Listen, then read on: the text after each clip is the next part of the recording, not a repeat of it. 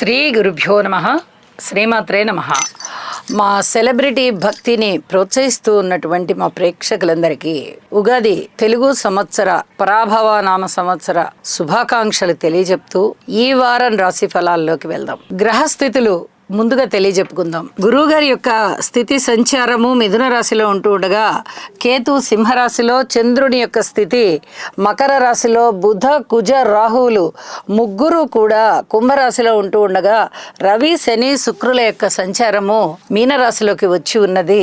చంద్రుని యొక్క సంచారము మకర రాశి నుంచి మేషరాశిలోకి వచ్చి ఉన్నది. ఈ వారం గ్రహస్థితుల సమ్మేళనాలు ఏ విధంగా ఉన్నాయి అంటే, రవి శని శుక్రుల యొక్క కలయిక జరుగుతోంది. శుక్రాచార్యుల వారితో కలిసిన రవి గారి యొక్క సంచారము అడ్మినిస్ట్రేషన్ కెపాసిటీని చాలా బాగా పెంచుతూ చాలా సమర్థవంతమైనటువంటి నాయకత్వాన్ని కూడా ఇస్తూ ఉంటుంది.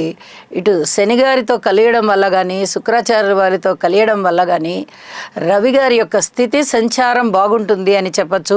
మిత్రక్షేత్రంలో కాబట్టి ఎటువంటి ఇబ్బందులు ఉండబోవు. అయితే శత్రుగ్రహాలతో కలిసిన సంచారం అయినప్పటికీ కూడా రవి గారి యొక్క స్థితి సంచారం బాగుంది అని చెప్పాలి. అలాగే శుక్రాచార్యుల వారు ఉచ్చలో ఉన్నారు. ఇది కూడా చాలా చాలా మంచి ఫలితాన్నే సూచిస్తూ ఉంటుంది. ఇక బుధ కుజ రాహువుల యొక్క స్థితి సంచారము, ఇక్కడ బుధుడితో కలిసిన రాహు కానీ, కుజుడితో కలిసిన రాహు కానీ కొంత దోషభూయిష్టంగానే ఉంటారు. వీటికి రాసులతో సంబంధం లేకుండా ప్రతి వ్యక్తి కూడా బుధ కుజ రాహు స్తోత్రాలు పారాయణ చేసుకోవడం చాలా చాలా మంచిది. గురువుగారి యొక్క 9వ దృష్టి ఈ కుంభరాశి మీద ఉంటూ ఉన్న కారణం చేత మీరు ఏ చిన్న పరిహారాలు చేసుకున్నా కూడా ఫలితాలు చాలా అద్భుతంగా ఉంటాయి అని చెప్పి తెలియచెప్పడం జరుగుతోంది. ఇక వారాంతంలోకి వెళ్ళేటప్పటికీ ఇంకా వేరే ఏమన్నా ఫలితాలు ఉన్నాయా అంటే, ఇక సమ్మేళన ఫలితాలు ఏమీ లేవు.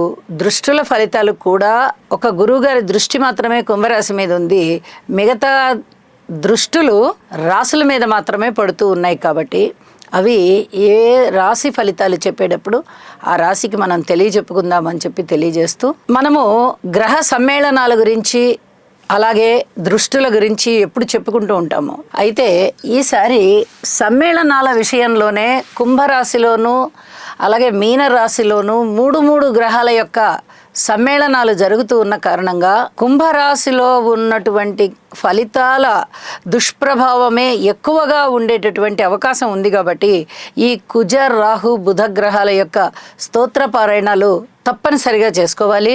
అంతేకాదండి, సర్పదోషానికి సంబంధించి అలాగే బుధ రాహువుల యొక్క స్థితి కూడా, ఈ కలయిక మనిషి యొక్క వ్యక్తిత్వం మీద, ముఖ్యంగా పురుషుల మీద చాలా ప్రభావవంతంగా చూపిస్తూ ఉంటుంది ఇది. కాబట్టి కొంచెం బలకరమైన ఆహారం తీసుకోవడానికి ప్రయత్నం చేయండి. ఇది చాలా చాలా చెప్పదగినటువంటి సూచనగా తెలియజేస్తూ ఉన్నాను. ఇక శని శుక్రుల కలయిక అనేది మనకి గత కొద్ది కాలంగా జరుగుతూ వస్తోంది. ఈ శని శుక్రుల కలయిక ఆకర్షణలని పాడు చేస్తుంది, ఆత్మీయతని పాడు చేస్తుంది, ఆప్యాయత అనురాగాలు లేకుండా చేస్తుంది. ఏ ఇద్దరి వ్యక్తుల మధ్యనైనా, అది స్నేహం అవ్వచ్చు, బంధుత్వం అవ్వచ్చు, ప్రేమ అవ్వచ్చు, ఏదైనా భార్యాభర్తల బంధం అవ్వచ్చు, ఏదైనా అవ్వచ్చు, ఆ బంధాలని ఇబ్బంది పెడుతుంది. కాబట్టి కొంచెం వీటికి స్తోత్ర పారాయణాలు చేసుకోవడం చాలా చాలా మంచిది. ఇది రాశితో సంబంధం లేకుండా ప్రతి వ్యక్తి చేసుకోవాల్సిందిగా సూచన చేస్తున్నాను. మీనరాశి వారికి ఈ వారం రోజుల కాలంలోనూ గ్రహస్థితులు ఏ విధంగా ఉన్నాయి అని పరిశీలన చేస్తే, శుక్రాచార్యుల వారి యొక్క సంచారం బాగుంది. అలాగే షష్టంలో కేతు సంచారం బాగుంది. లాభస్థానంలో చంద్రుని యొక్క సంచారం బాగుంది. లాభాల బాటలో ఉంటారు, కీర్తి ప్రతిష్టలతో ఉంటారు. అలాగే సమర్థవంతమైనటువంటి ఉద్యోగ నిర్వహణ ఉంటుంది, లేదా వ్యాపార నిర్వహణ ఉంటుంది. సంతానం పట్ల చక్కటి అనుబంధం కలిగి ఉంటుంది. ఎటువంటి అభిప్రాయ భేదాలు లేకుండా అన్యోన్యత పెరుగుతుంది. ఇది చెప్పదగినటువంటి సూచనగా తెలియచేస్తున్నాను. ఇన్నాళ్ళు మనం సంతానం పట్ల ఓర్పు కలిగి ఉండండి అని చెప్తూ వచ్చాము. ఇప్పుడు ఆ అపోహలన్నీ తొలగిపోయి ఎటువంటి భేదాభిప్రాయాలు లేకుండా చక్కటి అనుబంధం ఏర్పడుతుంది సంతానంతో అని చెప్పి తెలియచేస్తూ ఉన్నాను. అలాగే ఊహించని విధంగా ధనలాభాలు ఉన్నాయి, పేరు ప్రతిష్టలు ఉన్నాయి. అలాగే శత్రువుల యొక్క సంఖ్య తగ్గే విధంగా ఉంటుంది, మిత్రుల యొక్క సంఖ్య పెరిగే విధంగా ఉంటుంది. ఆరోగ్యం కూడా పూర్వం కన్నా ఇప్పుడు చాలా బాగా మంచి పరిస్థితులు ఏర్పడుతూ ఉన్నాయి. ఇక్కడ ఇంకా చెప్పదగినటువంటి సూచనలు ఏమిటి అంటే, భార్యాభర్తల మధ్య అన్యోన్యత విషయంలో చాలా చాలా జాగ్రత్తలు తీసుకుంటూ వెళ్ళాలి. పబ్లిక్ రిలేషన్స్ విషయంలో కూడా జాగ్రత్తలు తీసుకోవాలి. రాజకీయ నాయకులు కూడా అప్రమత్తంగానే ఉండాలి. వాళ్ళ పై అధికారుల యొక్క మన్ననలు పొందడానికి ఏమి ప్రయత్నాలు చేయకండి. మీ పద్ధతిలో, మీ ప్రయత్నంలో, మీ పరిధిలో మీరు ఏ విధంగా ఉండాలో ఆ విధంగానే ఉండండి. అంతకన్నా ఏమీ అధికంగా ఆచరించవద్దు అని చెప్పి మరీ తెలియజేస్తున్నాను. వ్యయ ప్రయాసలకి ఓర్చి దూర ప్రాంత ప్రయాణాలు చేయవలసి వస్తుంది. ధనము బాగా ఖర్చు అవుతుంది. ఏలినాటి శని ప్రభావం చేత కాస్త తలనొప్పులు కూడా ఉండేటటువంటి పరిస్థితి కనిపిస్తోంది. కుటుంబంలో కుటుంబ జీవనం కోసం, మంచి ఐకమత్యం కోసం పాటుపడాల్సిన పరిస్థితి కనిపిస్తోంది. అన్నదమ్ముల యొక్క సహాయ సహకారాలు కొంచెం ఉంటాయి అని చెప్పచ్చు. మాతృవర్గ రీత్యా అంత పూర్తి అనుకూలతలు లేవు. అలాగే రుణభారాలు కొంచెం తగ్గేటటువంటి పరిస్థితే కనిపిస్తోంది.